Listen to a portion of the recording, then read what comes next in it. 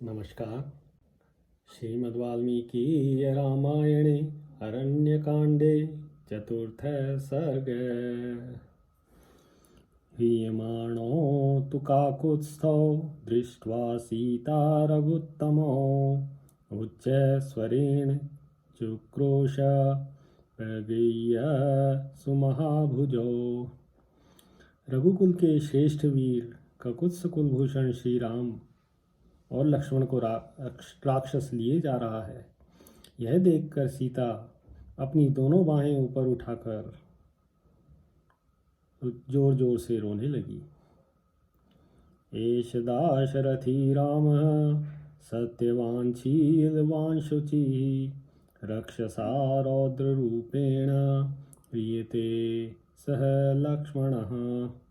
हाय, इन सत्यवादी, शीलवान और शुद्ध आचार विचार वाले दशरथ नंदन श्री राम और लक्ष्मण को यह रौद्र रूपधारी राक्षस लिए जा रहा है। माम ऋषा भक्षयिष्यन्ति शार्दूलद्वीपिनस्तदा माम हरोत्सृज काकुत्स्थो नमस्ते राक्षसोत्तम। राक्षस शिरोमणि, तुम्हें नमस्कार है। इस वन में रीछ व्याघ्र और चीते मुझे खा जाएंगे, इसलिए तुम मुझे ही ले चलो, किंतु इन दोनों ककुत्सवंशी वीरों को छोड़ दो। तस्यास्तद्वचनं श्रुत्वा वैदेह्या रामलक्ष्मणो वेगं प्रचक्रतुर्वीरो वधे तस्य दुरात्मनः। विधेय नंदिनी सीता की यह बात सुनकर वे दोनों वीर श्री राम और लक्ष्मण उस दुरात्मा राक्षस का वध करने में शीघ्रता करने लगे। तस्य रौद्रस्य सौमित्रिः सव्यं बाहुं बभंजः रामस्तु दक्षिणं बाहुं तरसा तस्य रक्षसः। सुमित्रा कुमार लक्ष्मण ने उस राक्षस की बाईं और श्री राम ने उसकी दाहिनी बाह बड़े वेग से तोड़ डाली। सभग्न बाहुः संविघ्नः पपाताशु विमूर्छितः धरण्यां मेघसंकाशो वज्रभिन्न इवाचलः। भुजाओं के टूट जाने पर वह मेघ के समान काला राक्षस व्याकुल हो गया और शीघ्र ही मूर्छित होकर वज्र के द्वारा टूटे हुए पर्वत शिखर की भांति पृथ्वी पर गिर पड़ा। मुष्टिभिर्बाहुभिः पद्भिः सुदयन्तो तु राक्षसम् उद्यम्योद्यम्य चाप्येनं स्थण्डिले निष्पेशतुः। तब श्री राम और लक्ष्मण विराट को भुजाओं, मुक्कों और लातों से मारने लगे तथा उसे उठा उठाकर पटकने लगे। सविद्धो बहुभिर्बाणैः खड्गाभ्यां च परीक्षतः निष्पिष्टो बहुधा भूमौ नैममार स राक्षसः। बहुसंख्यक बाणों से घायल और तलवारों से क्षत विक्षत होने पर तथा पृथ्वी पर बार बार खींचा जाने पर भी वह राक्षस मरा नहीं। तम प्रेक्ष्य रामः सुभृशं वध्यं चलोपमं भयेष्वभयदः श्रीमानिदं वचनं ब्रवीत्। अवध्य तथा पर्वत के समान अचल विराट को बारंबार देखकर भय के अवसरों पर अभय देने वाले श्रीमान राम ने लक्ष्मण से यह बात कही। तापसा पुरुष व्याघ्र राक्षसो अयं न शक्यते शस्त्रेण युधि निर्जेतुं राक्षसं निघ्नावहे। पुरुष सिंह यह राक्षस तपस्या से वर पाकर अवध्य हो गया है, इसे शस्त्र के द्वारा युद्ध में नहीं जीता जा सकता। इसलिए हम लोग निशाचर विराट को पराजित करने के लिए अब खड्डा खोद कर गाड़ दें। कुंजरस्येव रौद्रस्य राक्षसस्यास्य लक्ष्मणः वने अस्मिन् सुमहश्वम्भ्रः खन्यतां रौद्रवर्चसः। लक्ष्मण हाथी के समान भयंकर तथा रौद्र तेज वाले इस राक्षस के लिए इस वन में बहुत बड़ा खड्डा खोदो। इत्युक्त्वा लक्ष्मणं रामः प्रग्रहण्यतामिति तास्थो विराद आक्रम्य कंठे पादेन वीर्यवान। इस प्रकार लक्ष्मण को खड्डा खोदने की आज्ञा देकर पराक्रमी श्री राम अपने एक पैर से विराट का गला दबाकर खड़े हो गए। तच्छ्रुत्वा राघवेणोक्तं राक्षसः प्रश्रितं वचः इदं प्रोवाच काकुत्स्थं विराधः पुरुषर्षभम्। श्री रामचंद्र जी की कही हुई यह बात सुनकर राक्षस विराध ने पुरुष प्रवर श्री राम से यह विनयुक्त बात कही। हतो अहम पुरुष व्याघ्र शक्रतुल्य बलेन वै मया तु पूर्वं त्वं मोहान्न ज्ञात पुरुषर्षभ। पुरुष सिंह नरश्रेष्ठ, आपका बल देवराज इंद्र के समान है। मैं आपके हाथ से मारा गया, मोहवश पहले मैं आपको पहचान न सका। कौसल्या सुप्रजास्तात रामस्त्वं विदितो मया वैदेही च महाभागा लक्ष्मणश्च महायशः। तात आपके द्वारा माता कौशल्या उत्तम संतान वाली हुई है। मैं यह जान गया कि आप ही श्री रामचंद्र जी हैं। यह महाभागा विदेह नंदिनी सीता है और ये आपके छोटे भाई महायशस्वी लक्ष्मण हैं।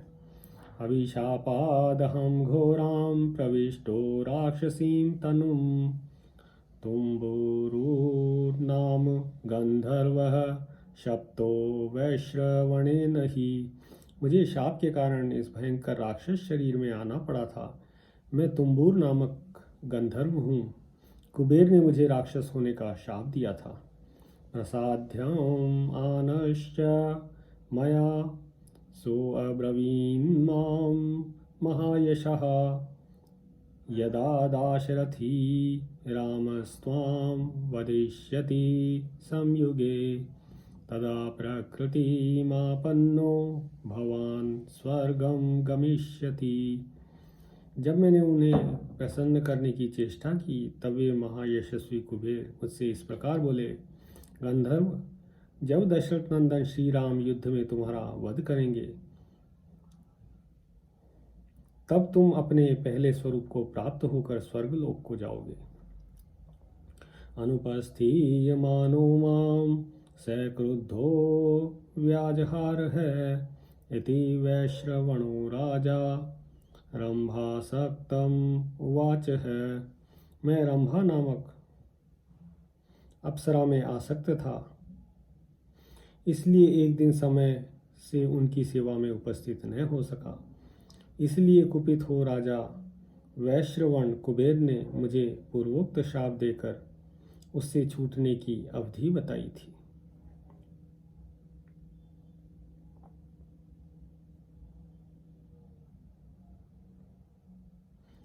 तव प्रसादान् मुक्तो अहम अभिशापात् सुदारुणात् भुवनं स्वं गमिष्यामि स्वस्ति वो अस्तु परंतप। शत्रुओं को संताप देने वाले रघुवीर, आज आपकी कृपा से मुझे उस भयंकर शाप से छुटकारा मिल गया। आपका कल्याण हो। अब मैं अपने लोक को जाऊंगा। इतो वसति धर्मात्मा शरभंगः प्रतापवान् अध्यर्धयोजने तात महर्षिः सूर्यसंनिभः तं क्षिप्रम् अभिगच्छ त्वं स ते श्रेयो अभिधास्यति।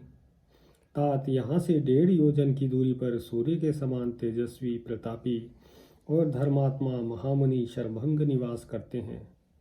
उनके पास आप शीघ्र चले जाइए, वे आपके कल्याण की बात बताएंगे। अवटे चापि मां राम निक्षिप्य कुशली व्रज राक्षसां गत सत्त्वानां एष धर्मः सनातनः। श्री राम, आप मेरे शरीर को गड्ढे में डालकर कुशल पूर्वक चले जाइए। मरे हुए राक्षसों को के शरीर को गड्ढे में गाड़ना यह उनके लिए सनातन धर्म है। अवटे ये निधीयन्ते तेषां लोकाः सनातनः एवमुक्त्वा तु काकुत्स्थं विराधः शरपीडितः बभूव स्वर्गसंप्राप्तो न्यस्तदेहो महाबलः। जो राक्षस गड्ढे में गाड़ दिए जाते हैं उन्हें सनातन लोकों की प्राप्ति होती है। श्री राम से ऐसा कहकर बाणों से पीड़ित हुआ महाबली विराट उस शरीर को छोड़कर स्वर्गलोक को चला गया। तच्छ्रुत्वा राघवो वाक्यं लक्ष्मणं व्याधिदेशः कुञ्जरस्येव रौद्रस्य राक्षसस्यास्य लक्ष्मण वने अस्मिन् सुमहान् श्वभ्रः खन्यतां रौद्रकर्मणः। उसकी बात सुनकर श्री रघुनाथ जी ने लक्ष्मण को आज्ञा दी। लक्ष्मण, भयंकर कर्म करने वाले तथा हाथी के समान भयानक इस राक्षस के लिए इस वन में बहुत बड़ा खड्डा खोदो। इत्युक्त्वा लक्ष्मणं रामः प्रदरखन्यतामिति तस्थो विराधम् आक्रम्य कंठे पादेन वीर्यवान। इस प्रकार लक्ष्मण को खड्डा खोदने का आदेश दे पराक्रमी श्री राम एक पैर से विराट का गला दबाकर खड़े हो गए। ततः खनेत्रमादाय लक्ष्मण स्वभ्रमुत्तमम् अखनत पार्श्वतस्तस्य विराधस्य महात्मनः। जब लक्ष्मण ने उस विशालकाय विराट के पास ही एक बहुत बड़ा खड्डा खोद कर तैयार किया, तम मुक्त कंठमुत्क्षिप्य शंकुकर्णं महास्वनं विराधं प्राक्षी पच्छवभ्रे नदन्तं भैरवस्वनम। तब श्री राम ने उसके गले को छोड़ दिया और लक्ष्मण ने खूंटे जैसे कान वाले उस विराट को उठाकर उस खड्डे में डाल दिया। उस समय वह बड़ी भयानक आवाज में गर्जना कर रहा था। तमाहवे दारुणमा सुविक्रमो स्थिराबुभो संयति राम लक्ष्मणो मुदान्वितो चिक्षिपतुर्भयावहं नदन्त मुत्क्षिप्य बलेन राक्षसम। युद्ध में स्थिर रहकर शीघ्रतापूर्वक पराक्रम प्रकट करने वाले उन दोनों भाई श्री राम और लक्ष्मण ने रणभूमि में क्रूरतापूर्वक कर्म करने वाले उस भयंकर राक्षस विराट को बलपूर्वक उठाकर खड्डे में फेंक दिया। अवध्यतां प्रेक्ष्य महासुरस्य तौ शितेन शस्त्रेण तदा नरर्षभो सामर्थ्य चात्यर्थविशारदावुभो बिले विराधस्य वधं प्रचक्रतुः। महान असुर विराट का तीखे शस्त्र से वध होने वाला नहीं है। यह देखकर अत्यंत कुशल दोनों भाई नरश्रेष्ठ श्री राम और लक्ष्मण ने उस समय खड्डा खोदकर उसे खड्डे में डाला था और उसे मिट्टी से पाट कर उस राक्षस का वध कर डाला। स्वयं विराधेन ही मृत्युमात्मनः प्रसह्य रामेण यथार्थमीप्सितः निवेदितः काननचारिणा स्वयं न मे वधः शस्त्रकृतो भवेदिति। वास्तव में श्री राम के हाथ से ही हठपूर्वक मरना उसे अभीष्ट था। उससे अपनी मनोवांछित मृत्यु की प्राप्ति के उद्देश्य से स्वयं वनचारी विराध ने ही श्री राम को यह बता दिया था कि शस्त्र द्वारा मेरा वध नहीं हो सकता। तदेव रामेण निशम्य भाषितं कृतामतेस्तस्य बिलप्रवेशने बिलं चैतेनातिबलेन रक्षसा प्रवेश्यमानेन वनं विनादितम्।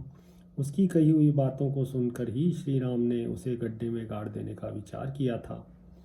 जब वह गड्ढे में डाला जाने लगा उस समय उस अत्यंत बलवान राक्षस ने अपनी चिल्लाहट से सारे वन प्रांत को गुंजा दिया था। प्रहष्ट रूपा विवराम लक्ष्मणो विराधमुर्व्याम प्रदरे निपात्यतं ननन्दतुर्वि तभयो महावने शिलाभिरन्तर्दधतुश्च राक्षसम्। राक्षस विराट को पृथ्वी के अंदर गड्ढे में गिराकर श्री राम और लक्ष्मण ने बड़ी प्रसन्नता के साथ उसे ऊपर से बहुतेरे पत्थर डालकर पाट दिया था। फिर वे निर्भय हो उस महान वन में सानंद विचरने लगे। ततस्तुतो कांजन चित्रकारमुको निहत्य रक्षः परिगृह्य मैथिलीं विजहतुस्तो मुदितो महावने दिवि स्थितो चंद्र दिवाकराव्यु। इस प्रकार उस राक्षस का वध करके मिथिलेश कुमारी सीता को साथ ले सोने के विचित्र धनुषों से सुशोभित हो वे दोनों भाई आकाश में स्थित हुए चंद्रमा और सूर्य की भांति उस महान वन में आनंद मग्न हो विचरने लगे। इत्यार्षे श्रीमद् रामायणे वाल्मीकिये आदिकाव्ये अरण्यकाण्डे चतुर्थः सर्गः। सियावर रामचन्द्र पद जय शरणम्।